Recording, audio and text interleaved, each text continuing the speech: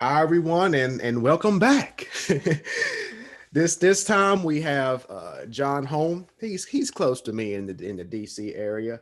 John, can you introduce yourself? Yeah, thanks for having me, Justin. My name is John Holm, as Justin mentioned, based here in the DC area, and happy to be on the show. So can you talk about the company you work for, some of the projects you're doing? Yeah, absolutely. So I'm with an organization called Pixar Global. We've been around for about 30 years. Our sweet spot is uniting the public, private, and social sector together to solve solvable problems.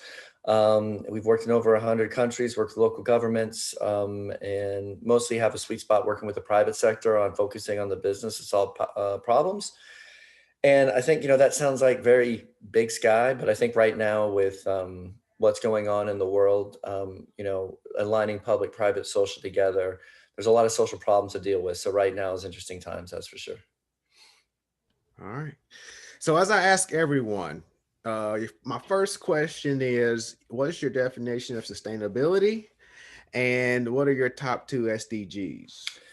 Well, lean into the hard one. I mean, sustainability. I love that question because it's so broad, and I think everybody has a different tune of how that definition comes together. That's My why I asked the definition of question. sustainability is is an inclusive definition of sustainability.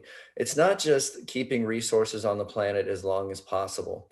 I think when you look at sustainability, it's sustaining, it's excellence, it's keeping not only keeping products in use and keeping ecosystems at play and regenerating new systems, but it's really about sustaining excellence in the world that we're going. And I think right now what we see with sustainability as a keyword, sustainability as a keyword is really at risk right now. Sustainability is at risk not just on the materials of the planet, which we're seeing using at an alarming rate. Sustainability of democracy is at attack right now. Sustainability of a lot of things around the world is currently on the tipping point. So I think that word sustainability is a word right now that's also kind of under attack.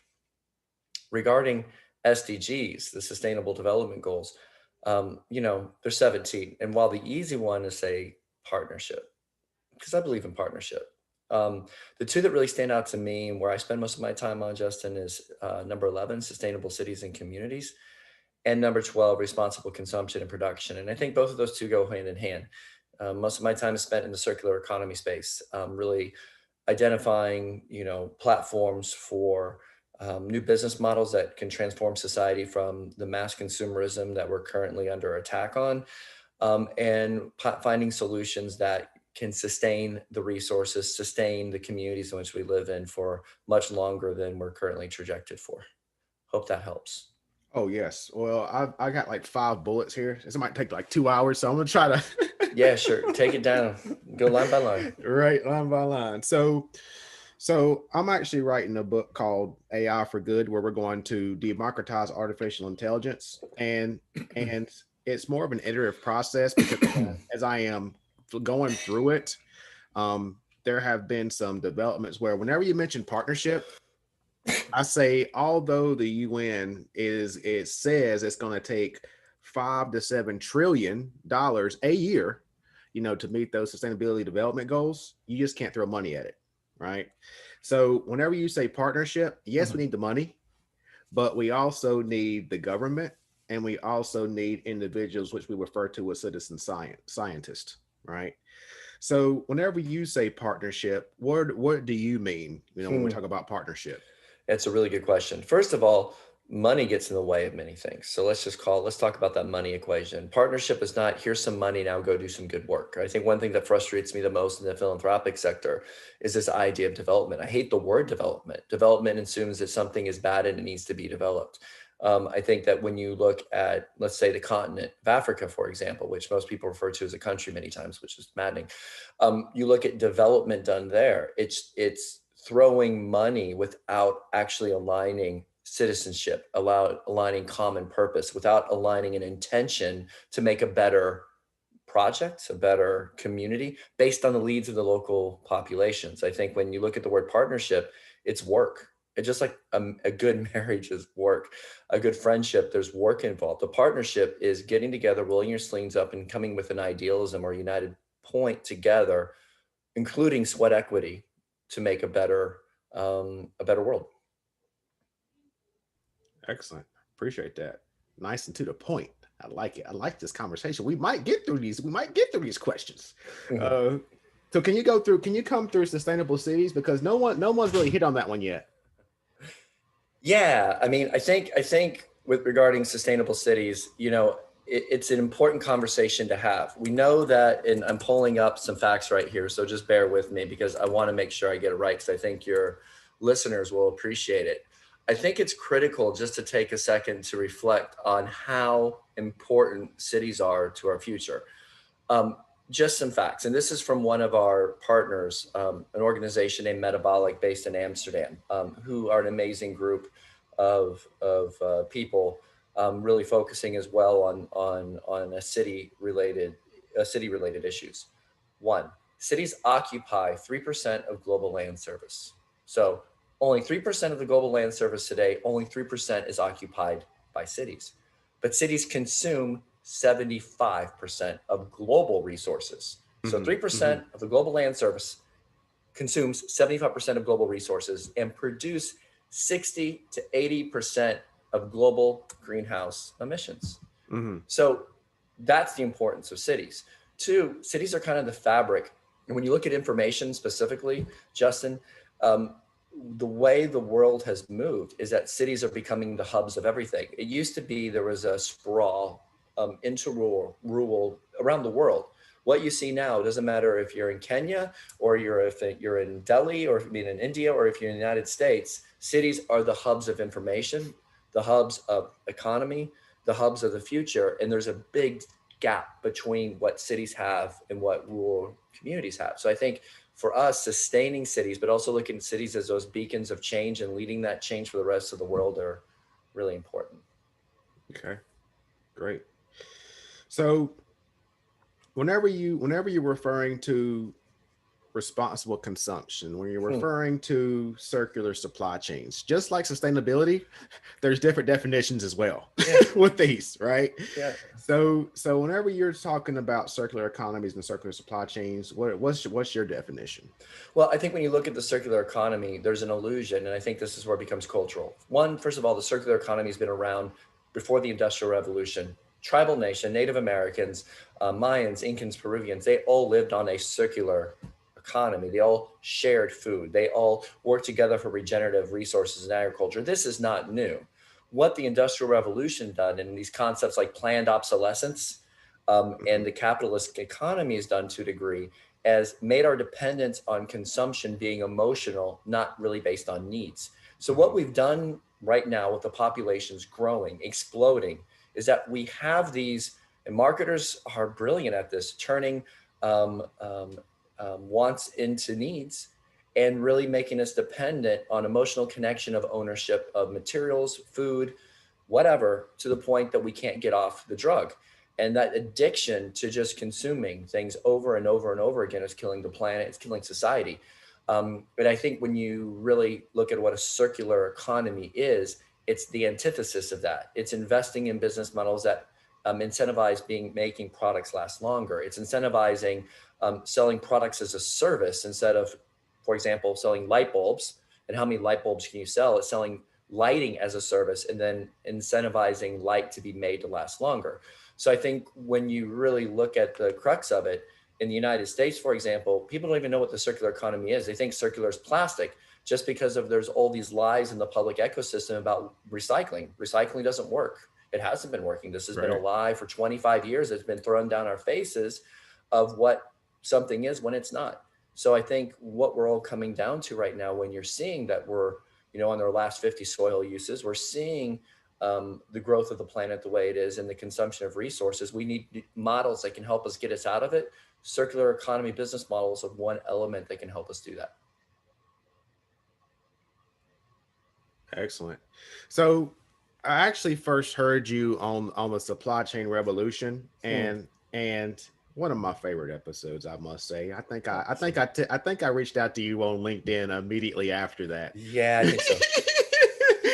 But didn't you mention whenever you're talking about lights that last longer, or renting lights, or It was an airport or something that would. Yeah. Is that you?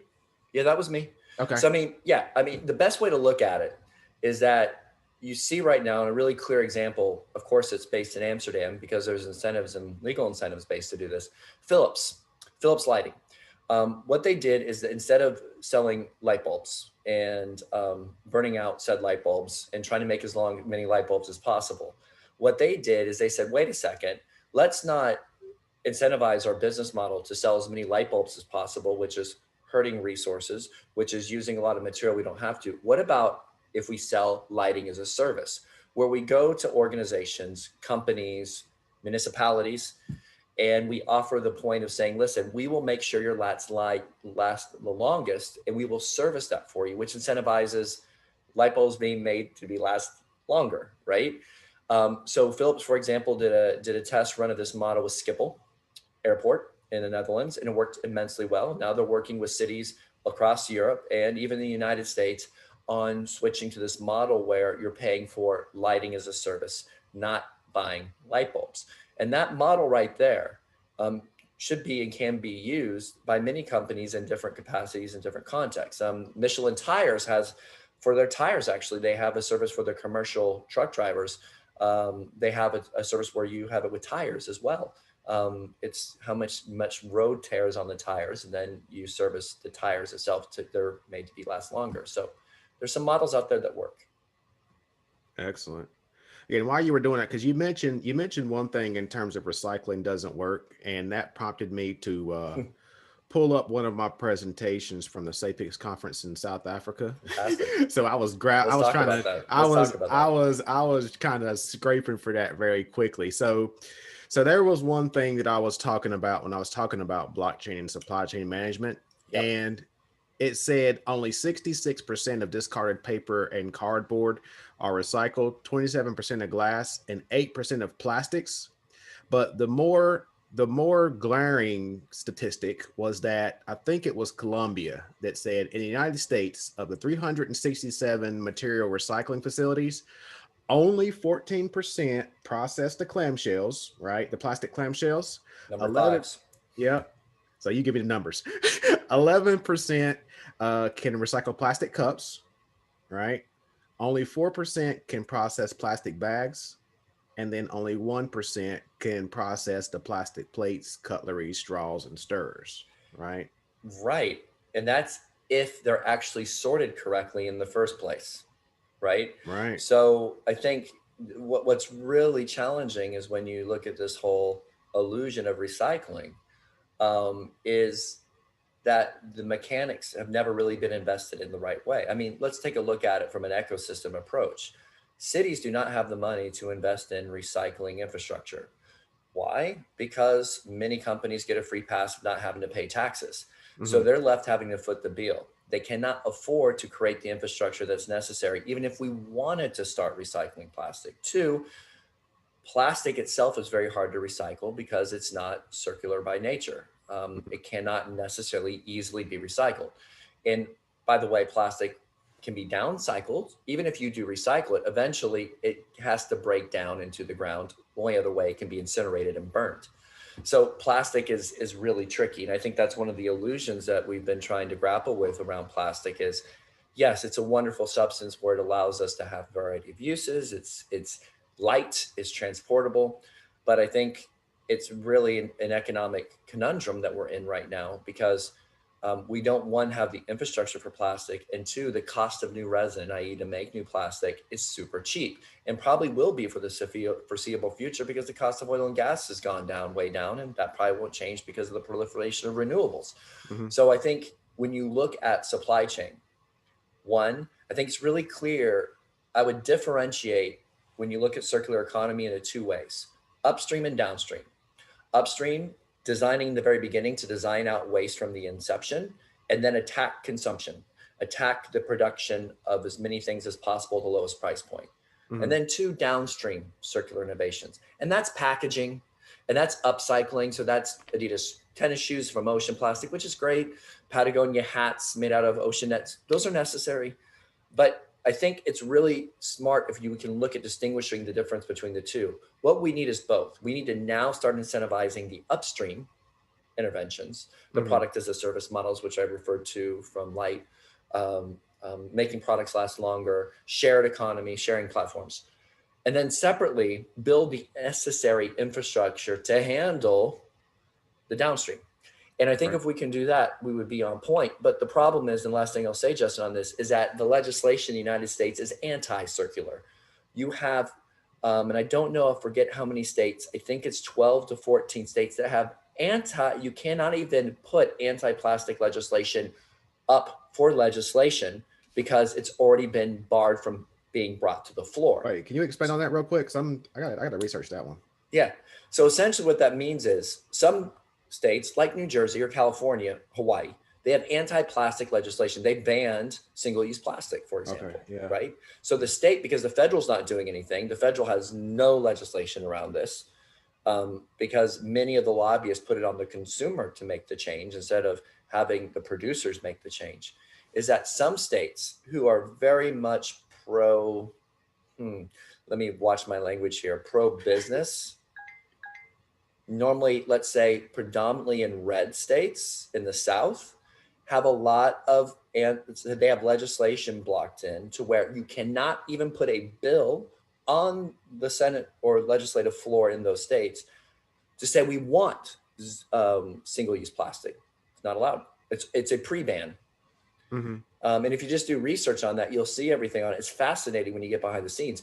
Conversely, you have the EU, the European Green Deal, which just came into effect now, which is actively putting in incentives for the upstream circular business models, banning single-use plastics this year at the end, and going full tilt the other way. So the question I always have to all business people is like, let's talk about green, not sustainability, let's talk dollars. We're supposed to be the land of innovation here in the United States. And I see over there in the EU, they're putting incentives in place for new business models that are actually dealing with the fact that we don't have any resources anymore. And we're just sitting here holding our hands for plastic. Explain that to me. How is that moving us forward economically? Those are the conversations we should be having. That is the green issue and the dollar issues that we're losing the battle on right now. Yeah. Oh, I like how you put that. I really like how you put that. So you mentioned one thing where, so I'm in the shout out to the Clubhouse, the new app, but I'm in fashion rooms. I mean, look at this face. Right. But I'm in fashion rooms, fashion and tech rooms a lot, and we're talking about a lot of the amazing things that designers are doing. Yeah. But I still think there's an issue in terms of packaging, right? So like, how do we start the conversation of creating sustainable packaging? Again, I think there's two questions here. I think one, when you look at fashion, you have to look at the incentive of fashion. You look at fast fashion, right? So the average time in fast fashion, so Inditex, H&M, anything in the fast fashion wheelhouse, Forever 21, the average time that a product is not worn anymore, 7 times. That's it. Then it's not, it's just disused 7 times. That's it. That's the life cycle. Until incentives are put in place for consumers, right, to not consume and wear clothing that way, keep on designing for the sake of designing over and over again. That's the biggest problem we got to solve. I think number 2 is inventories. Be closer and on spot dealing with your inventory use to where you're being much more critical of how many people are going to buy something. Uniqlo, for example, on their inventories, they're much more spot on at least what they're producing. They're not sitting there trying to make enough and then going to after Christmas, we have to sell everything out, which is what's killing the fashion industry or killing sustainability. Now, let's get to the next element, reverse logistics. Let's say companies want to get to their circular journey. And let's look at supply chain. Reverse logistics, I don't know why nobody's really talking about this. We're really doing starting to do some really good work with this on the continent in Ghana, and then looking to do something in the continent about developing reverse logistics hubs on the coastal lines, but also in Alaska, up in trying to develop on the coastline there, reverse logistics hubs. And when you look at fashion themselves, H&M dipped their toe in it, right? This whole idea of you bring in a good, any good, we'll give you 15% off, right? Their next clothing line. So you bring it, great. That's a start, but it's a start. And I think what's clearly needed in the fashion space specifically is what is corporate social responsibility initiatives and what are business initiatives. When you look at Apple, for example, Apple are doing some amazing things about their taking their parts of their phones and reusing it again. I think they should be lauded as much as they are bad for not allowing right to repair to be so easy. That's a whole different discussion. Right. On their supply chain of their reuse, they're investing heavily into AI, heavily into robotic sorting to be able to take out those rare earth materials that are so hard to get. So I think there are some North Stars. In this case, I would give Apple a lot of credit for what they're doing in the tech space around this. The fashion industry, though, I think the question before you get into to packaging, you have to say, what's the incentive of the model? Fast fashion is incentivized specifically by mass consumerism. If you're not going to stop that, you're not going to stop the problem. Because water and cotton and the use of materials to make a freaking shirt, I'm sorry, it's ridiculous. It doesn't make sense. Right. Excellent. Huh. So you mentioned a few countries in Africa, and yes, countries in Africa, not the country Africa, correct.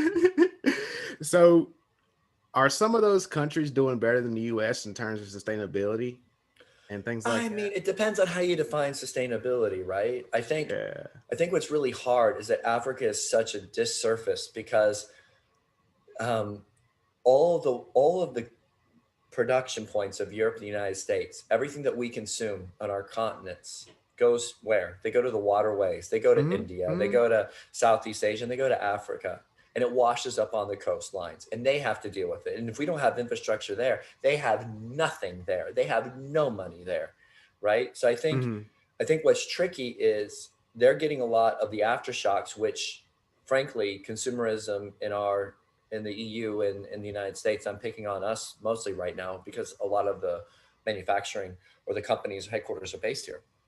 They take the aftershocks. Are the people more sustainable? I can make the case that there's a lot more sustainability by practice of people and behavior. Right, that's what's question, yeah. Than there are in the States, of course. I mean, in the States, you're born from the womb saying, what do I need for me, mine? What do I'm going to own? What's my ownership? What am I going to have? I think there's different ways of culture defining what that is. And I think there's some advantage there, but I can't give you any specifics about that. Okay. Yeah. And I've seen that in working with individuals in Australia where their perception on things are totally different. Totally. Right. Now, I would say that their practices are different, which I don't really agree with, but and taxing people who have electric vehicles, but anyway. No, that's not good either. So could you expand on some of the well, you know what, before we get there, we don't talk much about the social impact that organizations are doing, the societal impact that organizations are doing. What are some of the things that you've done within your organization or personally? Around social impact? Yes. Well, I think, what we're working on right now is something I think that we're trying to hold an ideal to. Again, partnership. So one thing that we're working on is this idea of creating or incubating circular cities. I think the way to look at it is that, first of all, a colleague of mine, Ellen MacArthur Foundation, James George, who's also a big fan of the supply chain queen, James George, he said, there are no good solutions in a bad system. I love that quote because we're operating right now in a bad system. And what we're looking right now and doing with Circular Chicago and other cities around the United States is create a model that allows for a regenerative approach to new circular business models being spurred, a roadmap, if you will, on the local city level, focusing on the marginalized communities first getting advantage of that new economic model. So for example, in Chicago, the idea is to have the south and west side of Chicago and Black communities take ownership. So it's anti-gentrification, ownership of a new business model, ownership of a new economic opportunity, and they're entitled to have that right first. And I think that we need this type of work. And so we've convened 20 rockstar partners to take part in this coalition with us, including leading academic institutions, leading for-profit institutions like NL North America and SAP and Griffith Foods, and leading organizations on the ground who are the face of this to help spearhead this change. And I think that's really exciting. And I think another thing that we're looking to do along this lines with creating inclusive circular ecosystems is in Alaska, we're working, I mentioned earlier, we're looking on creating reverse logistics hubs on the coast, but working with tribal nation, specifically some of the Aleutian tribes up in Nome to take ownership of that business model. And that's a very close, near and dear subject to me, just because, I spent a lot of my time going to school at University of Montana in Missoula, and I really appreciate tribal nation and how circular that they are as a culture. Last but not least, in Ghana, we're working with waste pickers in Takoradi, Ghana. Again, they're being the marginalized community there. And then focusing on working on policy and on business models for them to take ownership of that plastic coming to shore and them profiting from that plastic before anybody else does. So I think that's where our social take on. But again, Justin, green, I look at green that you have to speak money. That if you speak money and social change happens after that, that's when the things move. But you cannot lead with the fish that has the plastic in it. And you cannot lead right now. Even today, last week, The Guardian had an article of babies. So human babies, fetuses, having microplastic found in them. Yeah, I've seen that. Yep, I can't lead with that. You know why? Because it doesn't move needles. You have to lead with the economic transition. So the economic transition, a new circular business model, focusing on marginalized communities, and there's a roadmap there. All right. And that's one of the things I ask a lot of people in this space of, how do we make sustainability, the term sustainability, like I said, you can term it any way you want to, but how you make it appealing, how do you monetize it? Right. Yeah. Now, I guess that's $1 million question to everybody, right? Yeah, but don't you think, I think you're starting to see some things. I think there's a couple of good things on the horizon. They're not quick enough, but they're good. One, right. ESG coming into the space. Now, say what you will about ESG metrics. One thing ESG has done is that it's putting some metrics front in line in the boardroom of companies where they have to pay attention to environmental, social, and governance indicators related to sustainability. That means investors are starting to care about it. That's kind of good. I mean, it's kind of good now because it moves it into the boardroom. Number two, you do have CFOs looking at climate change and sourcing as risk factors now. It's now not long-term. When you're having weather events the way we're having weather events now, when you're having, food shortages out because of drought and changes, your supply chain changes. So smart CFOs have to plan for that risk in advance. So that's number two. Number three, anybody that listens to science, which we now don't take for granted, knows that we're coming very close to end of resources by 2030, 2040. I mean, it's right in front of us. Those smart ones are understanding we need new business models to support that. And you're starting to see legislation in the European Union reflecting that fear. That fear has to get into the US ecosystem quickly. And we're way behind. We're laggards. And one thing I want to say, you mentioned about Africa earlier. Africa has a wonderful opportunity to leapfrog all this. Since they don't have the infrastructure, they can jump ahead as well. So I think I don't want to get into, I think there's a lot of great opportunity right now because people have to deal with the realities that are at play. So sustainability, I think, can be monetized. Excellent. So thank you for that. And where can people find you, John? So John Holm, so JHOLM at pixaraglobal.org, or you can follow me on Twitter at john.d.holm, or go to me on LinkedIn. There's a lot of circular stuff around, like Justin found me, and I'd be happy to connect with you and chat with you on anything around sustainability and circular. All right. Thanks for your time, John. And until next time. Thank you, sir. Great talking to you. Take care of yourself. All right. Thank you.